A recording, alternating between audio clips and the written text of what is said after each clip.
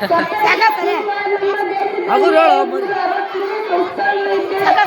ಸಂಸ್ಥೆಗಳನ್ನು ರಾಜರು ಆಡಳಿತಗಳು ನಡೆಸುತ್ತಾ ಬ್ರಿಟಿಷರು ಆಳುವ ನಮ್ಮನ್ನು 200 ವರ್ಷ ಕಾಲ ವಿಲಂಬನ ಮಾಡಿಕೊಂಡರು. ಸ್ವತಂತ್ರ ನಂತರ ನಮಗೆ ಕಾನೂನು ಇರಲಿಲ್ಲ. ಕರಡು ಸಮಿತಿ ಅಧ್ಯಕ್ಷರಾದರು. ನಮ್ಮ ದೇಶಕ್ಕೆ ಸುಖವಾದ ಕಾನೂನು ರಚಿಸಿ 1949 ನವೆಂಬರ್ 26 ಅಂಗೀಕಾರವಾಯಿತು. ಅಂದು 1950 ಜನವರಿ 26 ಜಾರಿಗೆ ಬಂದಿತ್ತು. ಸ್ವತಂತ್ರ, ಸಮಾನತೆ, ಏಕತೆ, ಭಾತೃತ್ವ, ಸೋದರತ್ವ ನಮ್ಮ ಸಂವಿಧಾನದಲ್ಲಿ ಇರುವ ಪ್ರಮುಖ ಮೌಲ್ಯಗಳನ್ನು ಸಾರಿದೆ. ಸಂವಿಧಾನ ಜಾರಿಗೆ ಬಂದಿತ್ತು.